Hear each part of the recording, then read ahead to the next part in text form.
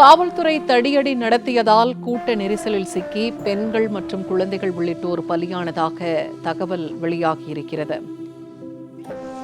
காவல்துறையினரின் மெத்தன போக்கு மற்றும் தடியடி நடத்தியதுதான் இவ்வளவு பேர் உயிரிழக்க காரணம் என்று அப்பகுதியில் இருந்த பொதுமக்கள் மற்றும் தொண்டர்கள் தெரிவித்திருக்கிறார்கள். இது தொடர்பான கூடுதல் தகவல்களை தருகிறார் செய்தியாளர் இளவரசன். இளவரசன், இப்ப காவல்துறையினரால் தான் இந்த உயிரிழப்புகள் நிகழ்ந்ததாக பொதுமக்கள் தரப்புல சொல்லப்படுகிறது. அவர்கள் தடியடி நடத்தியதுதான் முக்கிய காரணம் அப்படின்னு நிறைய பேர் குற்றச்சாட்டை முன்வைத்திருக்கிறார்கள்.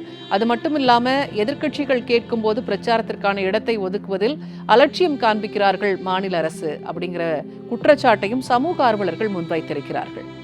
இது பற்றின கூடுதல் விவரங்கள் என்ன? கண்டிப்பா பூர்ணிமா, அதாவது தமிழகத்தையே இன்று மிகப்பெரிய ஒரு துயரம் மாற்றி எடுத்திருக்கிறது கரூர்ல. அதாவது விஜய் பரப்புரையில கூட்ட நெரிசல்ல தற்போது இந்த நேரத்தில் நிலவரப்படி 10 குழந்தைகள், 17 பெண்கள் உள்ளிட்ட 39 பேர் உயிரிழந்துள்ளனர். மேலும் 58 பேர் கரூர் அரசு மருத்துவமனையில தற்போது சிகிச்சை பெற்று வராங்க.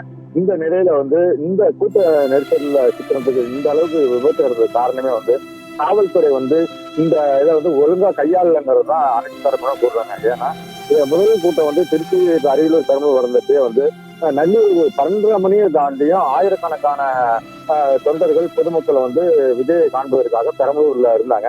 அந்த 1 கிலோமீட்டர் தூரம் பேசுற இடத்துக்கு வர்றதுக்கே அவர் 2 மணி நேரம் காத்திருந்த நிலையில தான் 12:30 மணிக்கு மேல அந்த பெரம்பலூர்ல நடைபெற கூட்டத்தை ரத்து செஞ்சுட்டு பாதி வழியில திரும்பி போயிட்டாரு. ஏன்னா அந்த கூட்டத்துக்குள்ளார வர முடியல. இந்த அளவுக்கு இருந்த காவல்துறை இந்த இது போன்ற இருந்தும் காவல்துறை கரூர் மாவட்டத்துக்கு வருகை தர போது உரிய போதுமான இடவசதி அவங்க கேட்ட இடத்த தள்ளங்கிறது தான் தமிழக வெற்றி கழகத்தின் நிர்வாகிகளுடைய தரப்பினுடைய குற்றச்சாட்டா இருக்கு. இந்த நிலையில தற்பொழுது கரூர் மேற்கு மாவட்ட செயலாளர் மதியழகன் பேர்ல காவல்துறையினர் 4 பிரிவுல வழக்கு பதிவு செய்திருக்காங்க. அதாவது இந்த கூட்டம் அதிகமாக கூடியது உரிய முறைய காவல்துறை கொடுத்த உரிய விளக்கங்கள் அளிக்கப்படவில்லை என்பது குறித்து அவர் மீது வழக்கு பதிவு செய்யப்பட்டுள்ளது. இந்த நிலையில தான் தற்பொழுது இன்னும் ஏராளமானவர் மயங்கிய நிலையில் பல்வேறு இடங்கள்ல இருந்து வாகனங்கள் மூலம் வந்து கொண்டிருக்கும் நிலையில இந்த வழக்கு பதிவு செய்யப்பட்டுள்ளது தற்பொழுது வெளியாகி உள்ளது. அதாவது கரூர்ல பலர் இறந்த செய்தி விஜய் ஒரு புறம் இரங்கல் தெரிவித்திருந்தாலும் தற்போதைய நிலவரப்படி பலி எண்ணிக்கை இன்னும் கூடும் என எதிர்பார்க்கப்படும் நிலையில காவல்துறை உரிய பாதுகாப்பு நடவடிக்கை எடுக்கவில்லை. இந்த ஏற்கனவே 2 சனிக்கிழமைகள் நடைபெற்ற கூட்டத்தில் கட்டுக்கடங்காத கூட்டம் இருந்தும் அதை கவனித்து கரூர் மற்றும் நாமக்கல்ல உரிய பாதுகாப்பு நடவடிக்கை எடுக்காததான் இது போன்ற ஒரு இது நடந்தது. உயிர் பலி அதிகரிப்பு காரணம் என கூறப்படும் நிலையில இந்த உயிர் பலி விடிய காலைக்குள்ள இன்னும் அதிகரிக்கும் என அச்சப்படுகிறது. மருத்துவத்துறையினர் ஒரு புறம் மருத்துவமனையில் திடீரென இது போன்று நிகழ்வு நடந்ததால் போதிய மருத்துவர்கள் ஒரு புறம் இல்ல. அதே சமயத்தில் காவல்துறையினர் இந்த விஜய் பேசிக் கொண்டு இருக்கும் போது அந்த பகுதியில் தடியடி நடத்தியதாகவும் அங்க இருக்கிற பொதுமக்கள் கூறுறாங்க. இந்த நிலையில் அந்த தடியடி நடத்ததுனால வாகனமும் உடனடியாக அங்கிருந்து விஜய் வாகனம் கிளம்பியதால் அங்கிருந்து ஒரு பதட்டம். ஏற்கனவே ஒரு 8 மணி நேரத்துக்கு மேலாக அங்க குழந்தைகள், பெண்கள் எல்லாம் காத்திருந்த நிலையில அவர்கள் தண்ணீர் இல்லாமல் தவித்த நிலையில தான் இந்த மிகப்பெரிய இந்த பேர சம்பவம் நடந்துள்ளது. இந்த நிலையில தமிழக வெற்றி கழகத்தின் நிர்வாகிகள், மேற்கு மாவட்ட மதியழகன் உள்ளிட்ட மதியழகன் நிர்வாகி மாவட்ட செயலாளர்கள் மீது வழக்கு பதிவு செய்யப்பட்டுள்ளது. பெரும் பரபரப்பை ஏற்படுத்தியுள்ளது. பூர்ணிமா. இளவரசன், இப்ப கொலை முயற்சி உள்ளிட்ட 4 பிரிவுகளின் கீழே தாவேகா மாவட்ட செயலாளர் மீது போலீசார் வழக்கு பதிவு செய்திருக்கிறதா தகவல் வெளியாகி இருக்கிறது. ஏற்கனவே தாவேகா தலைவர் விஜய் வீட்டின் முன்பு காவல்துறையினர் குவிக்கப்பட்டிருக்கிறாங்க. இன்னும் சற்று நேரத்தில் அவர்கிட்ட விசாரணை நடத்தலாம், கைது செய்யப்படக்கூட வாய்ப்பு இருக்குன்னு சொல்லப்படுற நிலையில கரூர் மேற்கு மாவட்ட செயலாளர் மதியழகன் மீது போலீசார் வழக்கு பதிவு செய்திருப்பதா தகவல் வெளியாகி இருக்கிறது. 4 பிரிவுகள் சொல்லப்படுது. 1 கொலை முயற்சி, மீது என்னென்ன பிரிவுகள்ல போலீசார் வழக்கு பதிவு செய்திருக்காங்க? கண்டிப்பா பூர்ணிமா, அதாவது கரூர்ல நடந்த பரப்புரை கூட்டத்துல நிபந்தனைகளை மீறி கூட்டத்தில் பல அத்துமீறல் நடந்துள்ளதாக காவல்துறை தெரிவித்துள்ளது. குறிப்பாக 25க்கும் மேற்பட்ட நிபந்தனைகளை கூட்டம் நடத்துவதற்கு அனுமதி வாங்கும் போது நாங்கள் காவல்துறை அனுமதி அளித்துதான் அந்த நிபந்தனைகளுடன் கூட்டத்தை நடத்த ஏற்பாடு செய்யப்பட்டிருந்தது. இந்த நிலையில கூட்டத்திற்கு வந்து சுமார் வந்து ஒரு 20,000 பேர் வருவார்கள், 50,000 பேர் வருவார்கள் என கணிப்பு இருந்த நிலையில வந்து அதிகமாக கூட்டத்தை சேர்த்தது. அது மட்டும் இல்லாமல் இந்த கூட்டத்தினால் வந்து உயிர்பலி ஏற்படுத்தியது. அனுமதி இல்லாமல் இளைஞர்கள் மற்றும் பெண்களை வந்து வரக்கூடாது என சொல்லியும் அவர்களுக்கு வந்து அனுமதி அளித்தது உள்ளிட்ட 4 பிரிவுகள்ல தான் வந்து இந்த வழக்கு பதிவு நடந்துள்ளது. ஏற்கனவே நம்ம பாக்குறோம்னா ஒரு வரலாறு இதுக்கு முன்ன என்னன்னா புஷ்பா படம்னு ஒரு படம் வந்தது. அந்த படத்துல வந்து திரையரங்கில் இருக்கிற ரசிகர்களை பாக்குறதுக்கு அந்த நடிகர் வந்து போறாரு. அப்ப அங்க கூட்ட நெரிசல்ல ஏற்பட்டு குழந்தை உள்ளிட்ட பலர் இருந்தாங்க. அதே டைம்ல வந்து படுகாயம் அடைந்தாங்க. அந்த புஷ்பா திரையரங்கில் நடைபெற்ற ஒரு சம்பவத்துக்கே வந்து வழக்கு பதிவு செய்து அந்த நடிகரிடம் உரிய விசாரணை நடைபெற்றது. இந்த நிலையில இப்படி ஒரு தமிழக வெற்றி கழக தலைவரும் பிரபல நடிகருமான அவர் வந்திருந்ததை வந்து பார்க்க வந்த அந்த மிகப்பெரிய ஒரு உயிர்ப்பலி கூட்ட நெரிசல் ஏற்பட்டதுனால அவரிடமும் வந்து காவல்துறை வந்து விசாரணை நடத்தலாம், இன்று இரவு விசாரணை நடத்தப்படும் என கூறப்படுகிறது.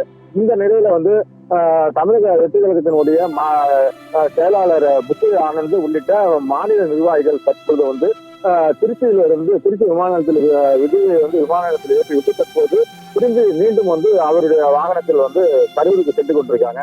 மாநில நிர்வாகிகள் அனைவரும் வந்து அங்க சென்று அவர்களுக்கான சிகிச்சை மற்றும் அவர்களுக்கு என்ன தேவை என்பதை அறிய விஜய் உத்தரவிட்டுள்ளதாக மாநில நிர்வாகிகள் கூறி கரூரை நோக்கி சென்று கொண்டிருக்கிறார்.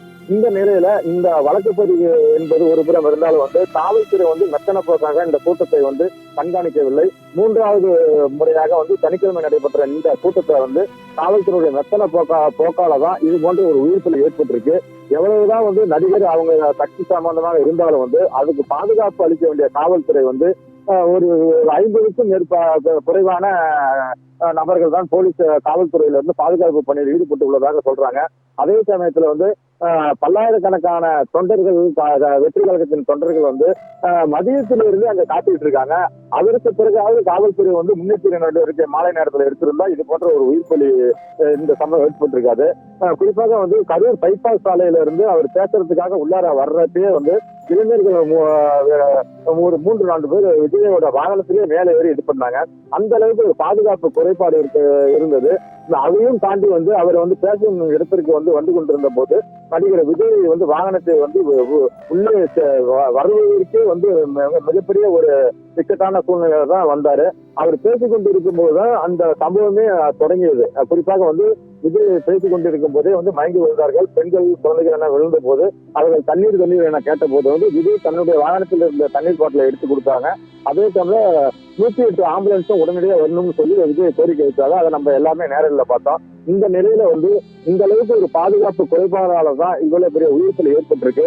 இதற்கு வந்து அரசியல் ரீதியாக அல்லாமல் தமிழக அரசு தான் பொறுப்பேற்க வேண்டும் என்பதுதான் சமூக ஆர்வலர்கள் மற்றும் ஒட்டுமொத்த பொதுமக்கள் என்ற கருத்தாக உள்ளது. பூர்ணிமா, இளவரசன், இப்ப விஜய் பேசுறதுக்கு ஒரு 4 இடத்துல அனுமதி கேட்டதாகவும், ஆனா வேலுசாமிபுரம் பகுதியில் மட்டுமே பிரச்சாரம் செய்ய அனுமதிக்கப்பட்டதாகவும் சொல்லப்படுகிறது. இப்ப அங்க சாலை பணி நடைபெறதுனால ஆதரவாளர்கள் தொண்டர்கள் வர்றதுக்கு இடையூறு ஏற்படுத்துவதாகவும் சொல்லப்படுகிறது. வேண்டுமென்றே திட்டமிட்டு செயல்படுத்தப்பட்டதா தொண்டர்கள் தரப்பிலையும் பொதுமக்கள் தரப்பிலையும் குற்றச்சாட்டு முன்வைக்கப்பட்டிருக்கிறது. இது குறித்து கள நிலவரம் என்ன?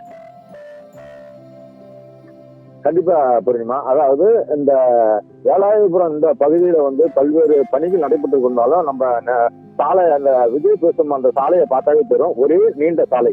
இதற்கு பிறகு இருபுறமும் வந்து வணிக நிறுவனங்கள், கடைகள் இருக்கு. எதுவும் ஒதுக்குப்புறம் தனியாக உள்ளே செல்வதற்கு கூட இது கிடையாது. ஒரே பாதை. அந்த பாதையில தான் அந்த கூட்டம் நடந்தது.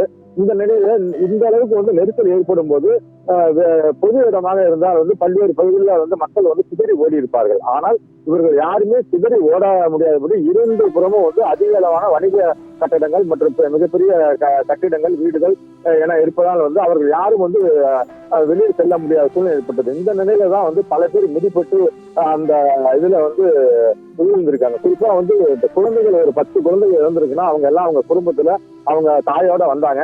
ஆனா அவங்க வந்து அவங்க குழந்தைகளே காப்பாற்ற முடியாத அளவுக்கு ஒரு அங்க தள்ளுமுறை ஏற்பட்டிருக்கு. இதற்கு காரணம் என்னன்னா, இவர்கள் வந்து முறையான இடத்தை வந்து கொடுக்கல. இவங்க தமிழக வெற்றி கழகத்தினுடைய நிர்வாகிகள் கேட்ட இடம் வந்து கரூருக்கு வெளியே வந்து ஒதுக்குப்புறமாக ஒரு மிகப்பெரிய ஒரு இடத்தை கேட்டதாகவும் அந்த இடத்தையும் வந்து இவங்க கொடுக்கல. இது இல்லாம பேருந்து நிலையம் அருகே உள்ள மாவட்ட ஆட்சியர் அலுவலகம் உள்ள பகுதியிலே ஒரு இடம் கேட்டதாலும் அதையும் கொடுக்காம இதே போல ஒரு குறுகான இடம், அதாவது எதிர்கட்சிகள் யாரு பேசணும்னாலும் அவங்க பொதுக்கூட்டம் போடுவாங்க, இந்த இடத்த மட்டும் தான் தருவாங்க. ஆனா ஆளுங்கட்சியினர் வேறு இடத்தில் நடத்துவதாகவும் தங்களுக்கு கேட்ட இடம் கொடுத்திருந்தால் இது போன்ற ஒரு விபத்து நடந்திருக்காது என்பது தமிழக வெற்றி கழக நிர்வாகிகளின் கருத்தாக இருக்கும் நிலையில இந்த இந்த அளவிற்கு இந்த தள்ளுமுள்ளு ஏற்பட்டு இந்த உயிர்ப்பு ஏற்படுவது காரணம் இந்த நீண்ட சாலை அருகில் மற்ற எந்த சைடும் போக முடியாத அளவுக்கு நீண்ட சாலை மட்டுமே இருந்தது. சைட்ல கட்டிடங்கள் வணிக நிறுவனம் இருக்கிறதுனால மக்கள் தப்பித்து வெளியேற முடியாத சூழ்நிலையில தான் இதே மாதிரி இந்த கூட்ட நெரிசல்ல சிக்கி அவர்கள் பரிதாபமாக இழந்திருக்காங்க. தற்போதைய நிலவரப்படி 39 உயிரிழப்பு இருப்ப இன்னும் 58 பேர் மருத்துவமனையில உயிருக்காக போராடிக்கிட்டு இருக்காங்க. இது மட்டும் இல்லாம இன்னும் அந்த பக்கத்துல பல்வேறு இடங்கள்ல மயங்கி கிடக்கிறதா சொல்லிக்கிட்டு இருக்காங்க. அவங்களையும் அந்த பகுதியில இருந்து இளைஞர்கள் மற்றும் அந்த பகுதியில் இருக்க பொதுமக்கள் யாராவது இருப்புல எங்கேயாவது கிடக்கிறாங்களான்னு அதையும் கண்டுபிடிச்சு ஒவ்வொருத்தரா கொண்டு வந்துட்டு இருக்க நிலையில நாளை காலைக்குள் இந்த உயிர் பலி மிகப்பெரிய ஒரு இன்னும் அதிகரிக்கக்கூடிய நிலையில காவல்துறை ஒரு முறையற்ற செயலால் இந்த விளம்பர அரசு தங்களுடைய ஆளுங்கட்சி தங்களுடைய பொதுக்கூட்டத்திற்கு மட்டும் பல்வேறு இதே ஏற்கனவே கரூர்ல கடந்த வாரம் ஒரு அண்ணா பிறந்தநாள் பொதுக்கூட்டம் நடைபெற்றது. அவர்களுக்கு மிகப்பெரிய பிரம்மாண்டமான ஒரு திடல் கொடுத்தாங்க. அது போன்ற ஒரு திடல் இவங்களுக்கு கொடுத்திருந்தா இது போன்ற ஒரு உயிர் பலி ஏற்பட்டிருக்காது என்பதுதான் பொதுமக்கள் மற்றும் அந்த கூட்டத்தில் கலந்து கொண்ட தொண்டர்களின் குற்றச்சாட்டாக இருக்கு. பூர்ணிமா, தற்போது பனையூர்ல இருக்கக்கூடிய விஜயின் இல்லத்திற்கு காவல்துறையினர் விரைந்திருக்கிறார்கள். விசாரணை செய்யப்படலாம், கைது செய்யப்படலாம் சொல்லப்பட்டிருக்கு. ஏற்கனவே பெங்களூரு சம்பவமாக இருக்கட்டும், சின்னசாமி ஸ்டேடியம் சம்பவமாக இருக்கட்டும், அல்லு அர்ஜுன் சம்பந்தமாக இருக்கட்டும், கைது செய்யப்பட்ட விஷயங்களை நம்ம முன்கூட்டியே பார்த்தோம். இதில் கைது செய்யப்படுறதுக்கான வாய்ப்பு எந்த அளவுக்கு இருக்கு? ஏன்னா இந்த விஷயம் தேசிய அளவில் கவனம் பெற்றிருக்கிறது. கண்டிப்பா பூர்ணிமா, அதாவது உலக அளவுல இன்று மிகப்பெரிய ஒரு மனித கூட்டத்துல ஒரு உயிரிழப்பு நடைபெற்றது உலக அளவுல எல்லாம் திரும்பி பார்க்க அந்த கருவறை திரும்பி பார்க்குற அளவுக்கு நடந்திருக்கு. அதற்கு மிகப்பெரிய காரணம் என்னன்னா தமிழக அரசு ஏற்கனவே நாம் கூறியதுல முறையற்ற செயலற்ற நடவடிக்கை.